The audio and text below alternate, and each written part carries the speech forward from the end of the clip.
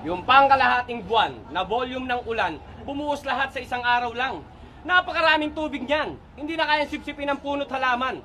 At kaya may bahana naman, kasi nga may ulan. Kung walang ulan, magbabaha ba? Ha? Gunggong, tungaw. Kahit malapit kami sa ilog, hindi nagbabaha doon. Pag tag-araw. Ikaw na rin na nagsabi, yung malaking porsyento ng tubig baha sa taas ng Wawa nagmula. Ang tanong, may quarry ba sa taas ng Wawa? Wala. Walang quarry doon. Kasi protected area yon. Pero hindi yung binabalita ng mga bias na media. Dahil kung may quarry talaga sa taas ng Wawa, di sana, matagal na yan lumabas sa social media. Ngayon pa. Yung cellphone mo na lang ata, walang camera. Ito pa, tinungkab daw ang kabundukan. Malamang kasi nga quarrying. Pero kahit private property pa nila yan, kung walang permit ng kagawaran, hindi yan pwedeng galawin.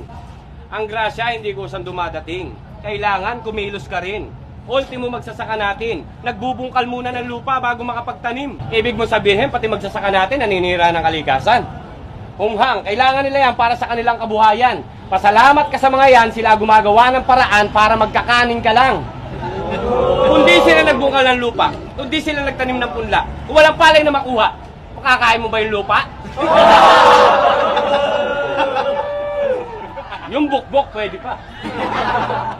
Inalalaman ka pang, masarap mabuhay kung sariwa ang hangin. Talaga ba? Malaman-laman ko, nagra-rugby ka pala. Kala ko pa naman, pang-sports na rugby. Pandikit lang pala. Polusyon din yon, tanga. At yung plastic na ginamit niya, kung saan lang tinatapon ng bugok. Yun pa naman yung klase ng basurang bumabara kasi hindi yun nabubulok. Hoy, tulok! Huwag mong ipatigil ang quarry. Kung meron dapat itigil, yung pagsinghot mo ng rugby. Hindi yan makakabuti sa'yo. Makukultad yan ang maliit na utak mo.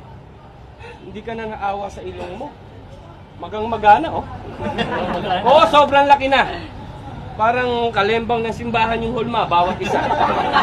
Mas malawak pa yata yan kaysa sa Mall of Asia. Alam ko na!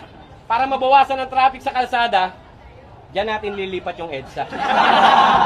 Walang iya ka, pahirap ka sa bayan. Hindi mo ba alam, maraming umaasa sa mga quarry na yan.